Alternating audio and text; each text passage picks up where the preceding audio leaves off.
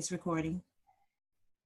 Hey everybody, this is Dr. William Clark. This recording. Hey everybody, this is Dr. William Clark here for Leadership Conversations. This is a show where we come together to talk about leadership regarding how leadership applies to the world that matters to you. And I'm happy that we're back together. It's been a while. Yes. It's been a long while. So on the screen, we have Dr. Latanya Hughes and Dr. Philip Foster. What you guys been doing since the last time we've gotten together like this? Working, writing, resting, taking care of myself physically. It's important as a leader, as a person, as an individual to take care of yourself. Self-care matters. If you don't take care of yourself, you can't really serve and lead and take care of other people. So really taking some time to slow down, prioritize, and get proper rest. And that's not necessarily just sleeping, but just taking some downtime in a way to decompress the mind and to relax and do what I call mind-numbing entertainment. Yep. So that's kind of what I've been doing, and getting a little bit more creative, making jewelry and just having fun and living life and enjoying every possible moment. Because just 2016 was savage. People were dying and leaving out of here left and right, and it didn't matter how old, didn't matter the age. It just really put things in perspective. So I've taken up, I probably didn't tell you guys this, but you guys know that I do ride my bike. I love my road bike. I picked it up last year. I actually went for my first serious ride of the year last night on my way to Bible study. But I also picked up a guitar. Wow. So I am now playing the guitar. Go ahead on. You got to let it out. Sometimes you got to let it out, figure out a way to be creative, and just, you got to have an outlet. You sure do. Yeah, you got to have an outlet. Yeah. Philip, what have you been up to? Well, let's see. I believe the last time that we met, I was an adjunct professor and doing all the other things that I do. Right. And now I am a full-time professor teaching business. Right now I'm teaching 5 courses, 3 of which are master's level and 2 undergrad. So I'm full-time, and I write, and I consult, and I speak, all the things I had been doing. Right. I'm still doing those. And so I need to take Dr. Hughes' advice and do a little more resting. Right. In October, we went to the mountains, went to Gatlinburg, and rested for about 4 days. It was really nice to be in the mountains. And then I think a week or 2 later, they had those really bad fires there. So we had just been there right before that happened. So, my heart, my happy place is in the mountains. And so I've been thinking about them ever since. But that's what I've been up to. Awesome. Well, let's jump into this topic. We've been off for a while, and I don't even remember where we last left off. I think the last time we were together, we were talking about leadership in business. And since then, we've had an election. We've had changes in the political landscape, and a number of things have been going on. And so we thought it'd be pretty cool to talk about the adjusting definition of leadership, particularly with new leadership in the White House, new leadership in the Senate, and in the Congress. And before we dive into that topic, tell the audience, guys, how are you defining leadership these days? Philip, you want to go first? Sure. My definition of leadership really hasn't changed under the current circumstances. While I will agree that leadership is evolutionary, it does evolve over time. I think it's a lot slower to evolve than what sometimes theoretical books want us to believe.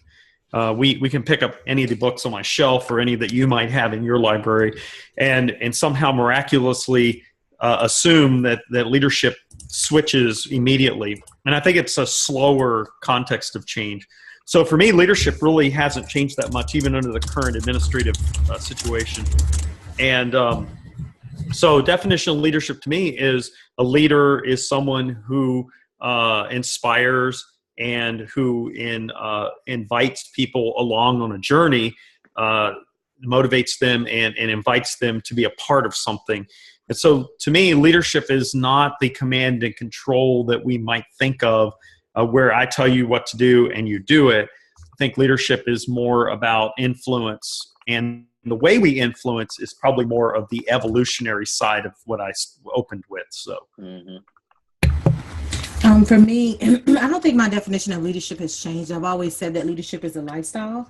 I think I've expanded it to say leadership is a lifestyle of attention, care, and accountability and serving. You can't do any of that without, leadership requires you to take a reflection on yourself, to see what your role and responsibility is in shaping others and the world around you, the environment around you. And that may include, I know you like to talk about self-leadership, and I think it's important. If you can't govern and lead yourself, how can you govern and lead other people? And I don't care if that's a nation, an organization, your home, your church, your community. Doesn't matter. If you can't govern and take care of yourself and lead yourself, be accountable and, take attention and care and serve yourself, how can you turn that around on other people and do that with other people? So I kind of look at it as it's definitely a lifestyle. It's a set of behaviors and values that, kind of outline and really becomes your footprint.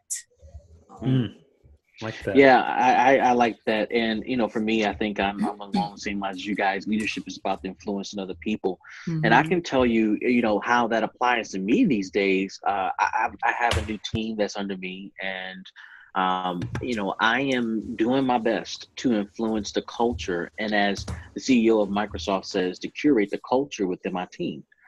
Because I'm looking for specific outcomes.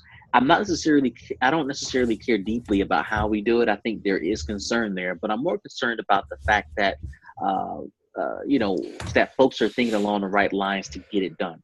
Right. Mm-hmm. So I'm not trying to be tactical. I'm not trying to be controlling of the steps.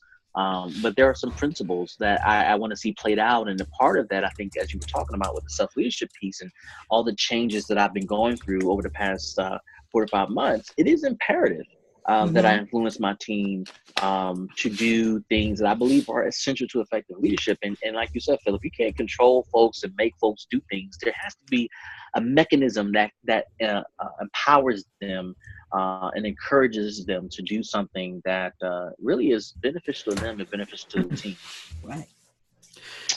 And, as a professor, I get to see many different sub parts of the world and life because I see a lot of difference. I have 80 some students right now, and they all have different socioeconomic, political, religious, whatever cultural differences.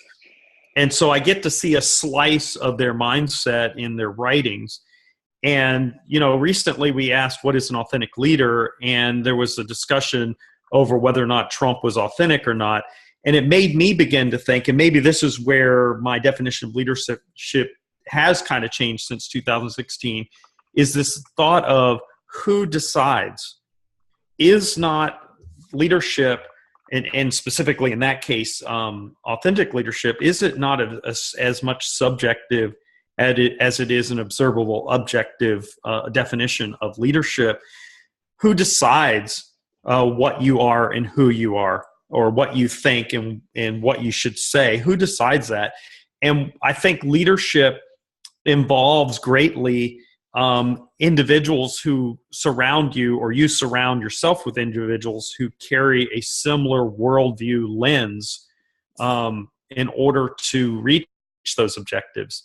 So I think we're seeing that happen now, at least in the political sense, where there's this undertow of whether or not there is other members of other parties trying to sabotage this party. And so the question becomes, in my mind, what is the truest definition, and how do we define that from an objective standpoint without tainting it with our own worldview or lens? Yeah. I mean, I think you're starting to answer that question. How has your definition of leadership changed since the 2016 election? Latanya, I mean, what about you? Has your definition of leadership adjusted since the election, or is it still pretty consistent based upon what you're seeing play out? You're on mute. Oh, I'm on mute. Sorry. I am still learning how to use this thing. No, I think it's I've been pretty consistent with it. I think what I've done and what I am still doing is I'm reinforcing the point about it being a lifestyle and serving. That's really important to me. I think what it boils down to is perspective.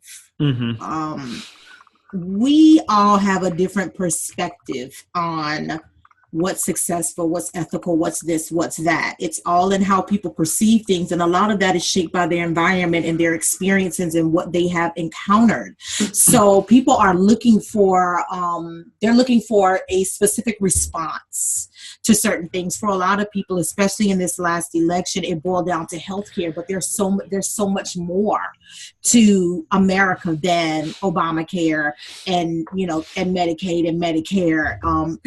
There's so much more than that. And I'm not saying that those are not important, because it's huge. Healthcare is very complicated, as people are now realizing. I think there's a difference, again, and it boils down to rhetoric. There's a difference between people having healthcare and having access to it. There's two different things there. So I think what we learned very fundamentally and very important in this last election and in the past year about leadership and just overall is the perspective and the perception that people have of leadership and what they expect to see and the response that they want. And when you are desperate and you're in a situation, you know, especially when it comes to your health and your finances, those are the two things that are really kind of strong pain points for people, whether it's them or a family member. I think, you know, it really shapes how people look at other people and the expectation that they have, and it skews sometimes, you know, because it's emotion completely affects everything. And sometimes when it comes to leadership, we have to be able to check our emotions. Sometimes we don't always do a good job. I know I personally don't, because stuff gets under my skin. Let's be real. We're human beings. We're people. God gave us emotions for a reason. We do need, I mean, I think we need, as overall, as humans, we need deliverance in our soul, which is where our emotions are housed. But overall, I think what we saw, especially in 2016 with the election, was how emotions and tension can really shape not only an election, but the outcome of an election, and just how that can affect communities as a whole. So for me, I don't think it's so much change so much as it is pushing me to reinforce what I've been saying and what I believe about leadership as a whole, and how if we really see it as a lifestyle, we can really increase and start to improve our own unique footprints in the earth, in this world, and how we shape our environments. You know, dealing with leadership from a subjective standpoint, I try very hard to surround myself with people who do not always think 100% like I do. And I think even in this small circle here, we're colleagues, we're friends, you know, just Dr. Hughes as an example. I know you have challenged me on some things in the past, and, you know, with good reason. And I think that as leaders, from the subjective standpoint, maybe this is where my evolution is starting to happen, is realizing that I can't be around people that are constantly saying, yeah, right on, that's it, you're right. You know, I need people that are going to say, well, you know, what if? Because in the example of Dr. Hughes saying to me, you know, we got to be careful about this, that, or the other, it makes me think, how am I coming across? And it also makes me have to take responsibility for maybe things I need to take responsibility for and say, you know, you're right. And so all that to say, you know, from the subjective standpoint, I have to be able to clean out my house when I need to, but I can't do that if I'm constantly around people that say yes, yes, yes all the time. Yeah, I mean, that's an awesome point. You know, one of the practices that I've adopted in my own leadership style is 9 times out of 10, like most people, I have my own opinion. I think I'm going to echo. But 9 times out of 10, I have my own opinion. But one of the things I've learned is how to ask people what they think about a situation or a decision to get their opinion. Am I wrong? do you see it differently? Do you have a different perspective? And what that does, it actually lowers the guard of people to make them feel safe to share. But it also strengthens my leadership. And I think that's the point you were making, Philip. And I think to that point, one of the things I do want to talk about is, given the observed leadership style of the current president, how do you suggest people adjust their leadership style so that they can work with him and get things done? Because yesterday he gave a speech and people are positive about it. There is a concern, though, that will that speech hold up and will there be consistency? So how would you advise people, whether they're in Congress or the Senate or outside parties looking to work with the president, how do you suggest that they adjust their leadership style, if at all, to work with this president? Philip is probably not.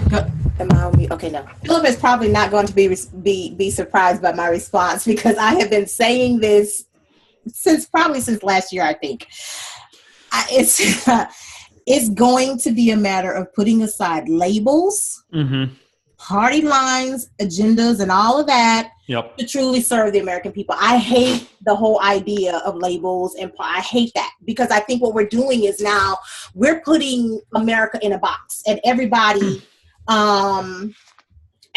is, did I see something? I think I did something weird. I don't know, but anyway, everybody has, I have this little note about my internet, but everybody has, it's liberal, it's conservative, it's left, it's right, it's this, it's that, all of these different boxes that keep us segregated. If we're supposed to be united, the United States of America, then why do we have a box for this, a box for this, a box for this? And the more we keep speaking and saying and talking about these different agendas, and I get that everybody has their perspective, I get that everybody has their point of view, I get that everybody has their needs, I get that, but we'll never have open conversation. We'll never be able to come to the table and reach some type of consensus. And I don't believe that, and I know that it's very hard, because inclusion and diversity makes for strange bedfellows. It's very hard. We're not going to please everybody.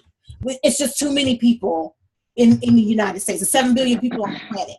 It's too many people in the United States of America. We're not going to agree on everything, but we have to get to the point where we can say, you know what, I'm going to agree to disagree.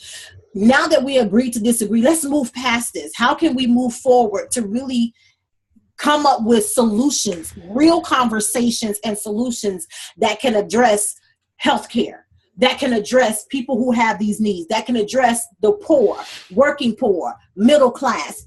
At the end of the day, we have differences. We have economic differences. We have differences in health. We have differences in initiatives. We have differences in lifestyles. And whether I agree with your lifestyle or not, the United States of America may have been founded on a Christian foundation, but it's also been founded on a principle of inclusion and diversity. And just because I may not agree with abortion, I may not agree with LGBT, I may not agree with transgender, I may not agree with, buying this, I may not agree with whatever it is, I may not agree with immigration, I may not agree, but I need to respect everybody's right to their difference of opinion, to what it is, their constitutional right to live and be an American. Now, with that being said, there's a lot of controversy about immigration. My thing about it is, it don't take you 8 years to become a natural citizen. Do what you're supposed to do to be an American. If it matters that much to you to live and be here in America, just do it the right way. And I've said this on my Twitter. So I think that we have a lot of controversial topics that this administration is not afraid to bring to the forefront. I don't agree with their perspective on it, but I do like the fact that in this Congress, in this administration, we're seeing a lot of controversial topics that have been buried, that we as Americans like to put a Band-Aid over because it's not comfortable conversation. We don't like to deal with it.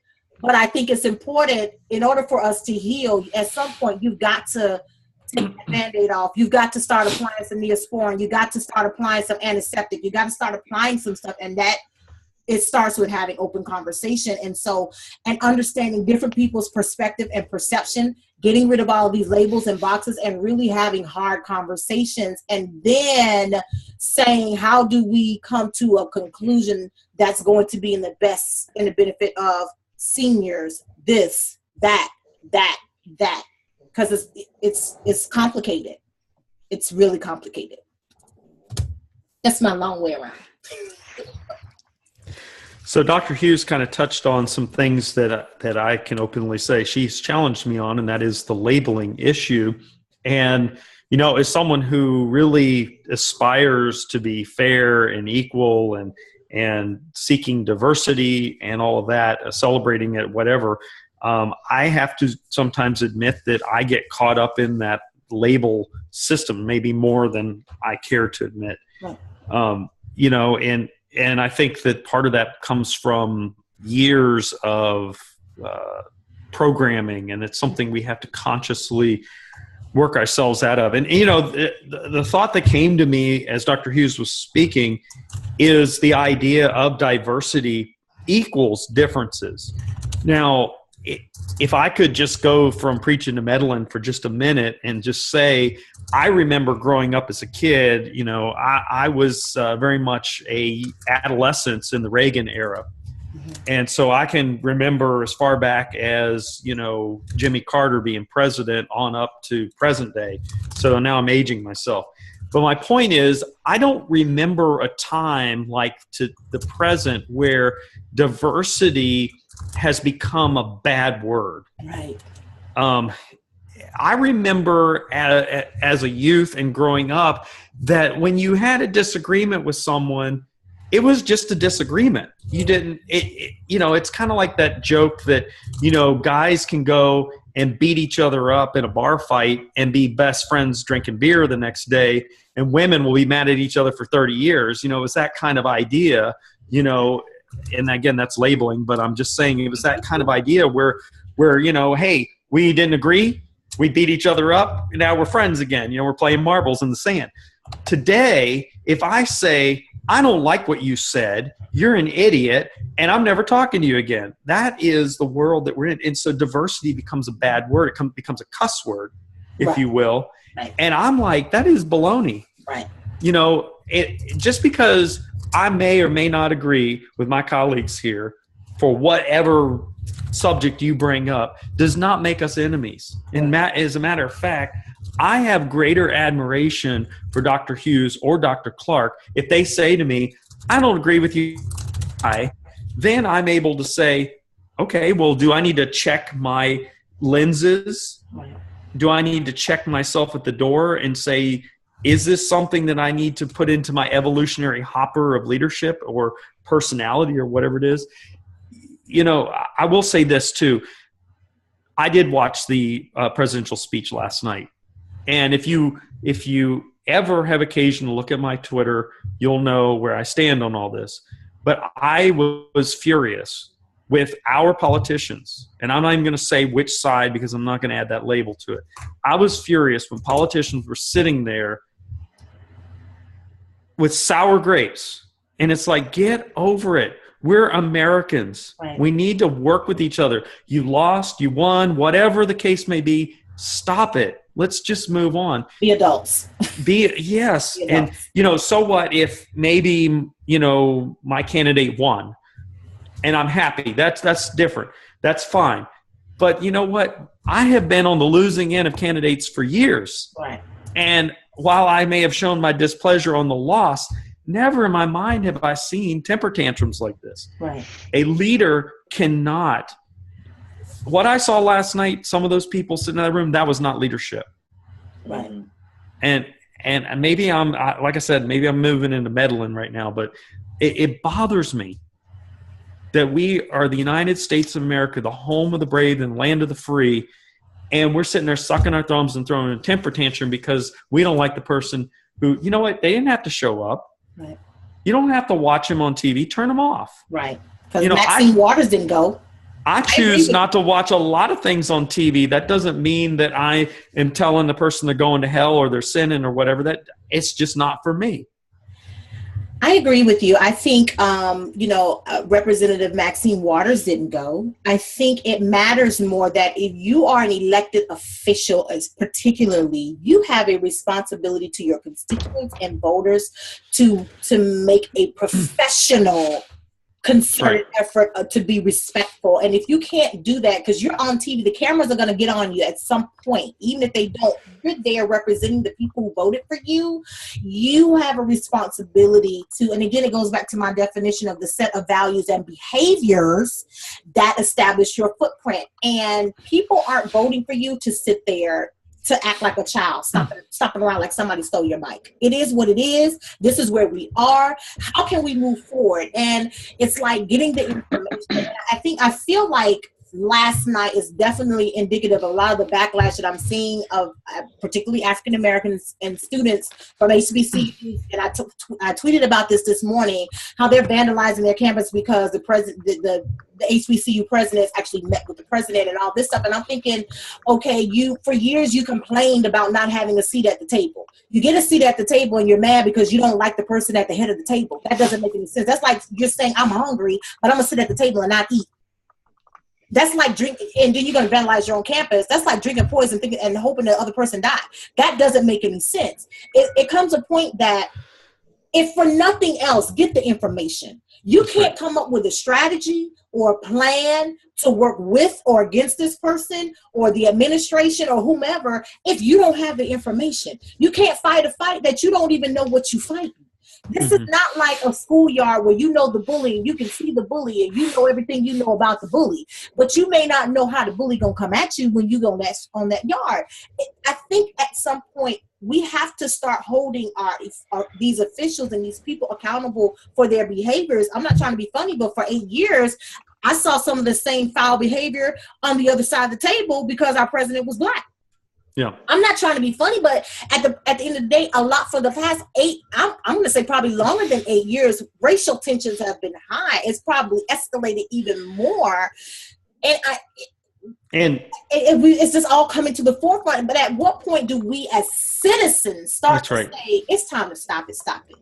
It's time to grow up and expect more from our elected officials. That's right. And if I could just add one more thing, to this matter of how do we adjust to this idea of a particular person in office? I would say this: Donald Trump, who is our president, he was elected. We've accepted that. He is a businessman. Yes. Mm-hmm. First and foremost. Now, you can argue whether or not he's a millionaire or billionaire. It doesn't really matter. What we do know is that he has been in business for 50, 60 years. I don't know. He's in his 70s, so he's been in at least 50 years. He's been in business because he started as a teenager in his dad's company. Mm-hmm. We know he's successful. The problem is that people that are in government aren't used to taking input from a businessman. Mm-hmm. They're used to taking it through taking input through this governmental filter that we've had. And so part of the issue is these people who are rejecting him, it's for a myriad of different reasons. But if they reject him because he's a businessman, that's foolishness. Right. You can reject him because you think he's xenophobic. You can reject him because you think he's the KKK or whatever. You list it. You put it down. You hate him because he doesn't like abortion. I mean, there's a whole list and litany of arguments that they have out there. But the bottom line is if you reject him because he's a successful businessman, it's foolishness. Right. And I will tell you that what we can witness, and you can see this in corporations, and we're seeing it play off in a national stage in public right now, that these government officials who are rejecting the leader for whatever reason it is, I would guarantee you by the next time that their election comes around, they will not be in office. Right. They are shooting themselves in the foot. And I'm telling you, if you're a mid-level or a junior level rather leader, and you're doing this foolishness in your company, you are not going to get elevated to anything else. No. And as a matter of fact, they may show you to the door. So if I were to give any advice, it's like, you don't have to like your boss, right, but you do have to show up to work. Right. Okay. Now, I may think my boss is a jerk, and I may not tell him that to his face. By the way, I'm my own boss, so I have to go look in the mirror. But my point is, I may not like my boss, but I still got to show up to work. I still have to do my job. I think another aspect of that too is you may not like them, but you need to respect the office and the authority that they have. I think what we have seen, especially over the past, at least because we saw it even with President George W. Bush, Bush Jr., where people were disrespecting the office. We have to understand that the president of the United States of America is not a person. It's an office. And we've seen a lot of disrespect of the office of the president of the United States of America for a long time. And it goes, I know I saw it when, like I said, when President Bush was president. We may not agree with him, and he made a lot of mistakes, and I think he's admitted to that. But you don't disrespect the office of the president of the United States of America. And what we've seen, even going all the way back to him, was a lot of disrespect for the office. So we don't really have a good understanding of respecting authority. You don't have to like the authority, but respect it. Now, I will be the first to say I don't respect abusive authority. I will say that, and I'll go to my grave saying I don't respect abusive authority, because we don't live in a dictatorship. I'm not trying to be bothered with, it's no different than an abusive relationship. If you counsel somebody who's in an abusive relationship, you're going to tell them what? Get out for the sake of saving your life. But when it comes to authority, as far as an office, that's where I think we've reduced, especially the president of the United States of America, to a person. Mm-hmm.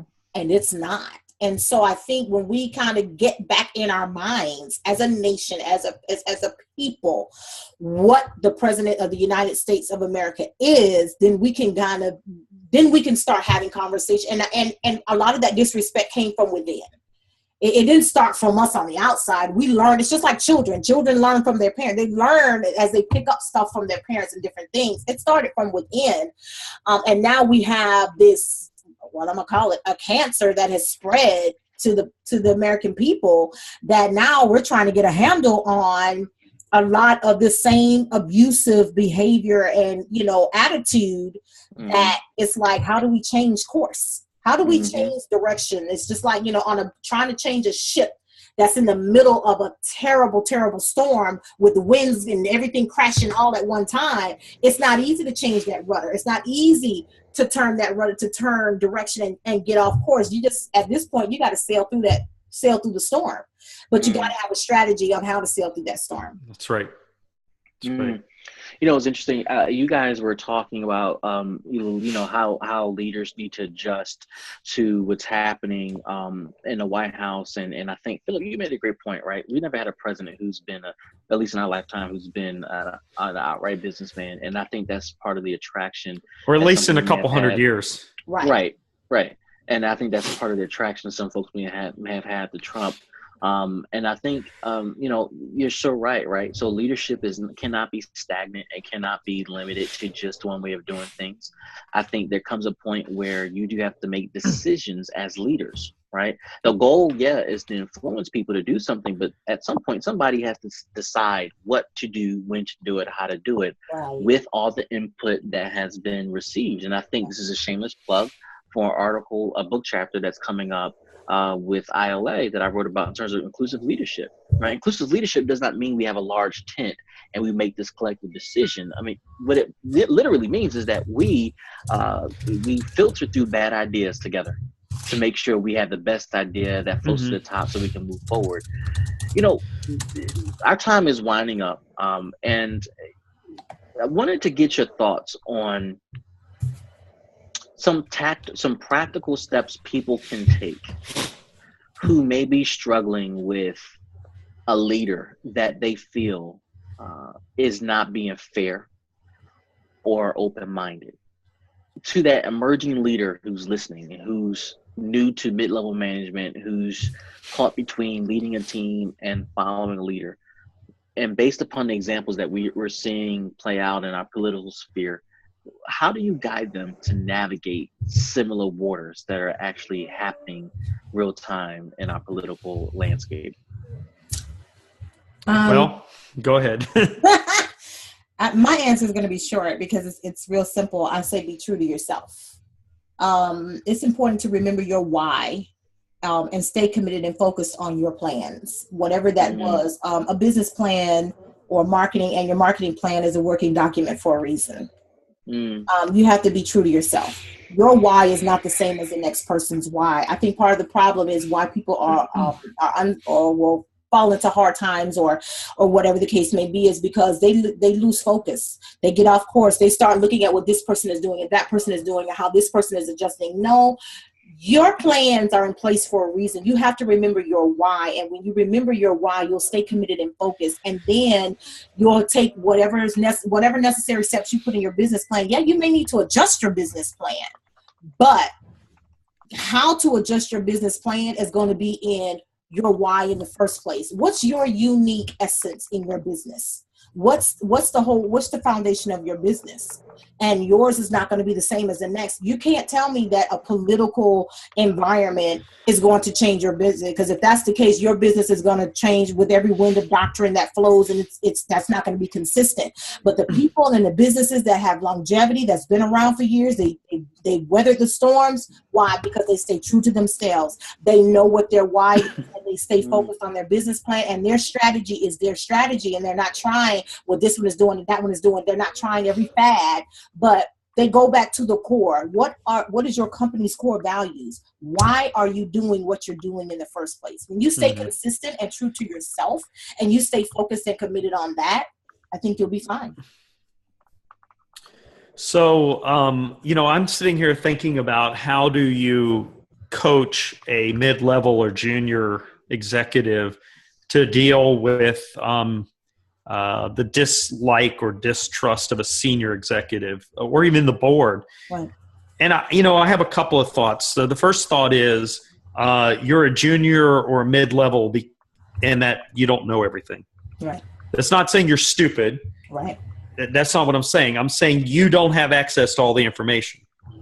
So even looking at people who are sitting there throwing a tantrum at a presidential speech, I'm sitting there going, they think they know it all, but there's something they don't know. I don't know what it is. I'm not going to even pretend I know what it is. But, it's important to trust your leadership. Mm-hmm. You have to. And so that goes to the other point that I've already made, and that is you're at the table. Do you want to stay at the table? At some point, Trump can say, you know what, I'm tired of you. You're not even showing up anymore. We're not even inviting you. Mm-hmm. I would rather see them fighting it out. And trust me, you go back to Obama and when Obamacare, ACA, or whatever you want to call it was happening, right. And they showed them in the conference room and there's Obama sitting there and he's giving the smackdown to, some Republican.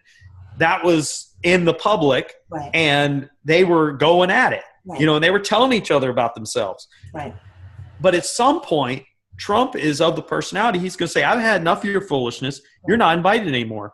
And if I qualify that or quantify it to what happens in boardrooms every day in corporate USA or corporate global whatever, people who act the fool are asked to leave. Mm-hmm. And so I would rather be at the table angry than to not be at the table at all. Mm-hmm. So, how do we cope with disagreement? You better be sitting at the table. Right. That's how you cope. If you're not sitting at the table, it doesn't matter if you agree or disagree. Mm. I think it boils down to as well, sometimes you have to know what battles to fight, and it may That's right. Which is I think I don't know if I put this in my notes, but I did. I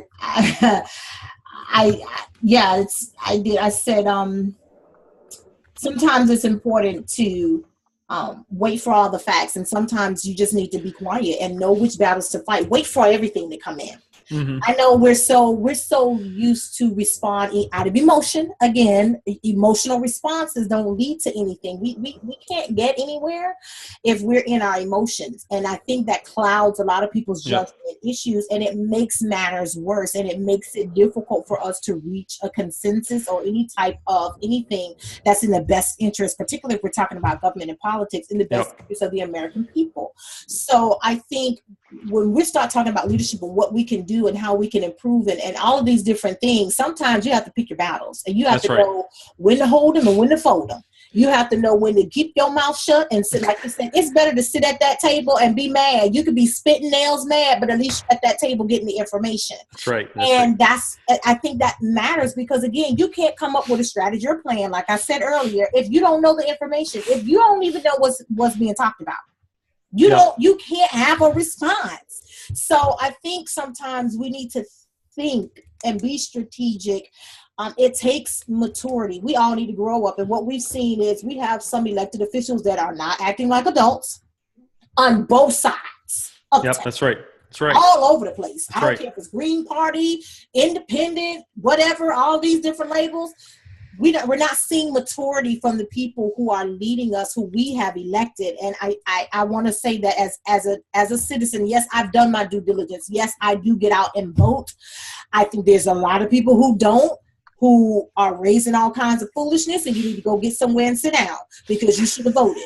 I think we are responsible for the mess that we're in, that we are experiencing. We don't like who's in office, but we don't get out and vote. We only vote for the presidential election, but we don't vote every 2 years that an elected official in Congress or in Senate or the House comes up and we're not satisfied. If you have a 30% approval rating or less, but you get reelected anyway, what does that say about us as the American citizens? That's right. What responsibility and accountability do we have to hold leadership accountable when we're not turning out to vote, or we're re-electing people that we're not happy with in the first place? So at some point, we have to be accountable for what we contributed as far as our vote, whether we threw it away and didn't vote, or we just voted for the same person because they've been there for 90,000 years and we really don't have no confidence in the person that we don't know. But I think if you want change, you're going to have to get somebody different and a different face in there. But if you're looking for change for somebody that's been in there 60 years,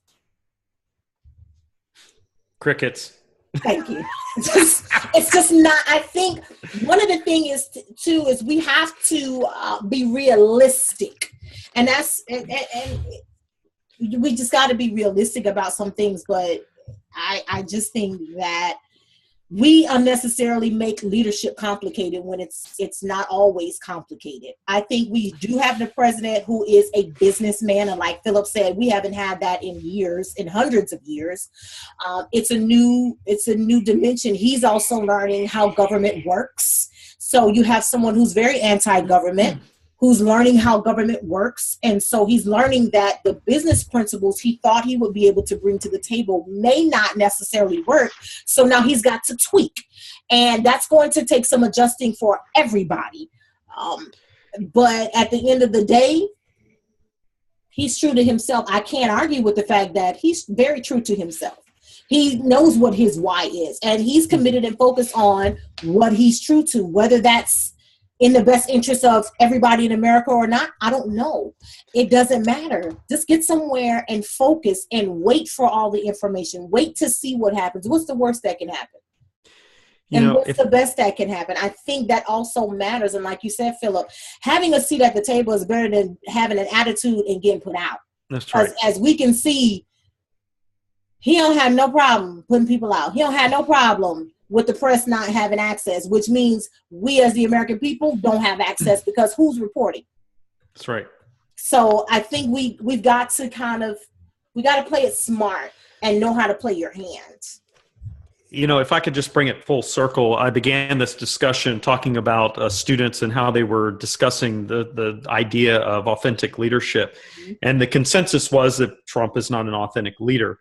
Mm-hmm. And what I pushed into them was, I'm not sure, and I went through the litany of definitions of what an authentic leader is, but the essence of it is what Dr. Hughes just said. He's true to himself. Right.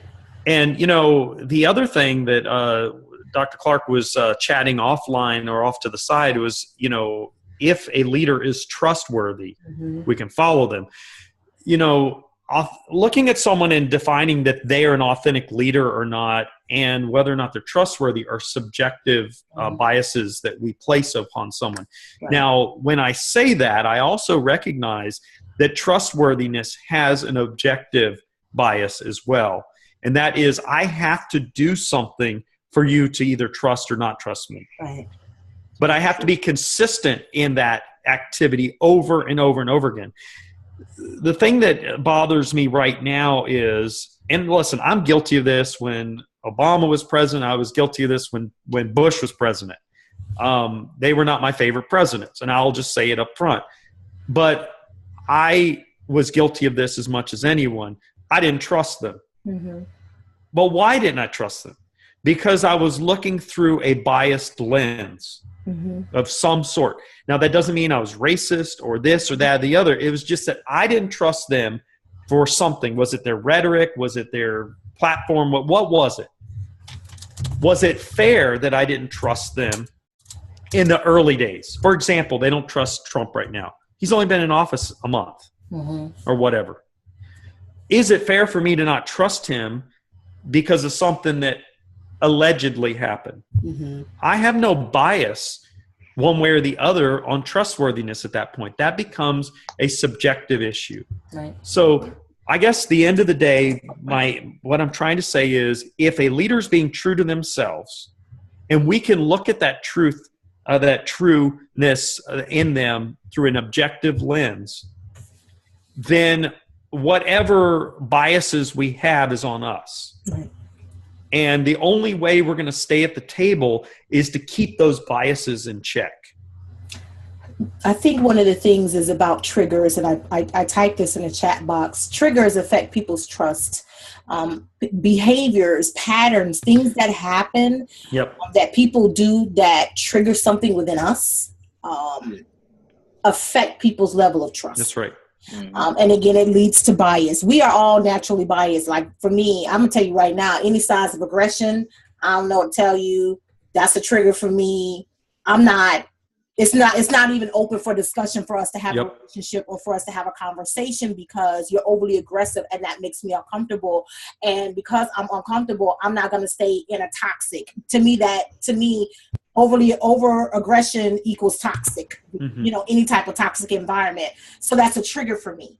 Right. And I don't have a problem saying that, but I use that as an example because I believe it affects trust, because that tells me automatically you're probably somebody I'm not going to be able to trust myself around, or I'm not going to be able to trust to put my life or anything in your hands because you're too aggressive right now. I can't.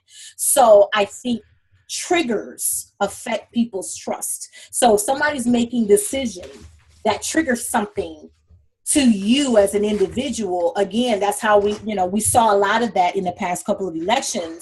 And that brought, as you were talking, Dr. Foster, that's what got to me was triggers affect people's trust. That's right. So even with President Bush and with the Clintons and with, President Obama and President Trump and all these different people, there are triggers that these people made decisions, they made speeches, they did something that triggered something with people that said, I can't trust you, I don't, And so I think that these triggers affected the outcome of Hillary Clinton and President Trump and all of that. So again, a person's trustworthiness, again, I agree. It's very subjective because it depends on what they are doing, what type of footprint have they left or established for themselves that has become a trigger for people to not trust them. And that's right. Runs the gambit because you're gonna have some people. People are gonna either love or hate you. That's at the end of the day, people gonna love or hate you.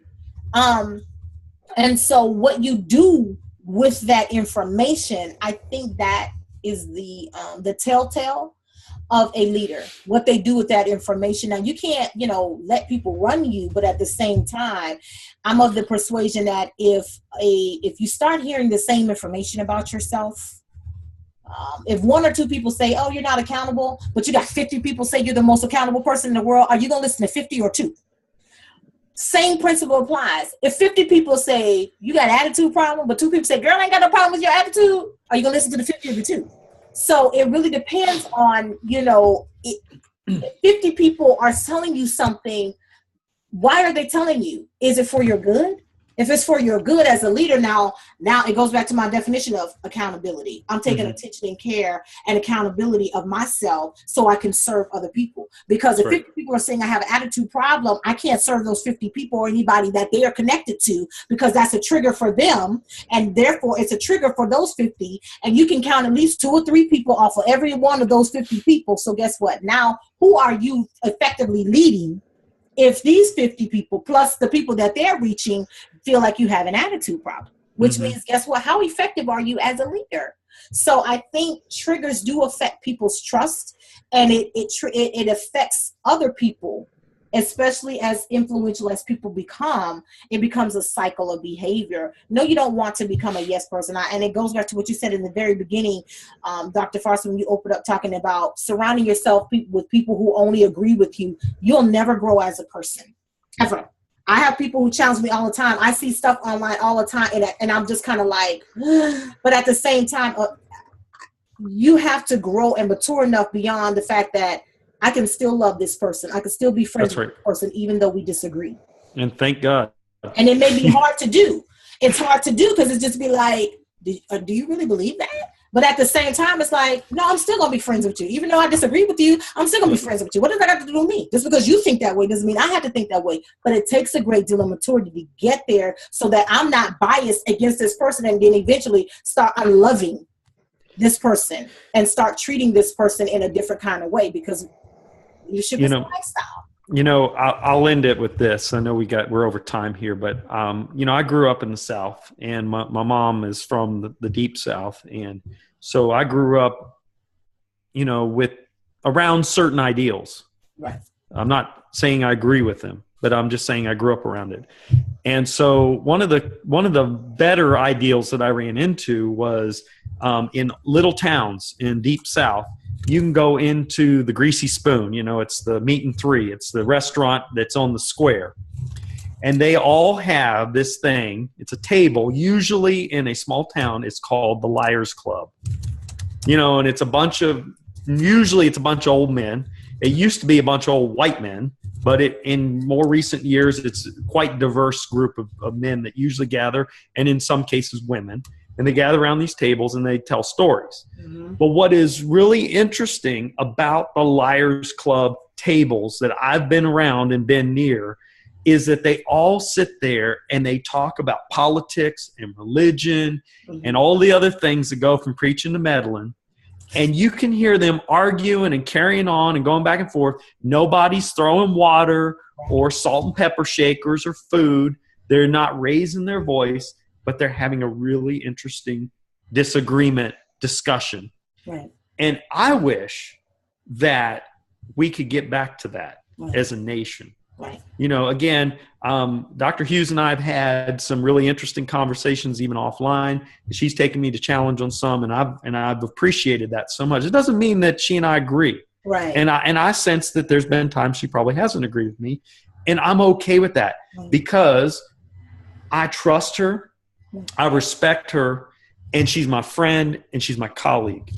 And at the end of the day, I will tear down walls for her, and I'll rip through ceilings for her because she's my friend and she's my colleague. Now, again, I could still go back to having that argument with her about something I don't agree with. That doesn't mean I don't have to save her life or take her side and have her back. And that is, as Americans, when I used to teach international students, most of them were non-Christian. I was raised Christian. I would say to them when we were talking about diversity, you cut my hand, I cut your hand. We both bleed red. We both bleed the same type of blood. If you and I are the same blood type, I can save your life by giving you a transfusion. Take in a deep breath, let out a deep breath. I take in a deep breath and let out a deep breath. We're both breathing the same air. As a matter of fact, if you really want to get messed up in the head, think about it. everyone that has ever lived on this planet has had the air that you're breathing pass through their lungs. Mm-hmm. Think about that and blow your mind. So we are part of the human race. We are part of the earth race, and we need to put aside our human condition and start being human beings. Right. Boils down to love, honey. Love. It just, in one of my definitions, I was researching leadership this morning, and I love researching Latin, and one of the Latin words for Latin words actually means, and it has love, object of love. You just can't leave without love at some point in your heart somewhere for other people. That's right. Otherwise, and I think that's part of the problem. We have people who don't even love themselves. So you can't love and take care of other people. That's right. Love yourself. So, what's your shameless plug?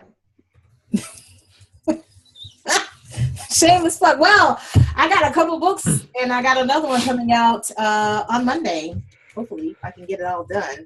I have 2 books. My first book is Pillars for Christian Mentoring, where I developed the pillar and plus models of leadership. I also have Pillars for Public Servants. Yes, you want to get this book if you are a public servant. And that doesn't mean just an elected official. That means if you are a city mayor, if you work for the city, if you work in any public office, I don't care if you're a customer service clerk at the health and Human Services Department, you want to get that book. It's amazing. I talk about a little bit of everything, but it's also based on my pillars model and how you can progress and move forward in your aspirations as a public servant. I also have a book called A+ Leadership, The A+ Leader, coming out again this coming Monday on my birthday. So get it. It's the gold standard of leadership. It's it's based off of my plus model of leadership that I wrote about in this book here. And I possibly will be presenting at the roundtables at Regent University. I'm working on a proposal for that. And might be doing 2.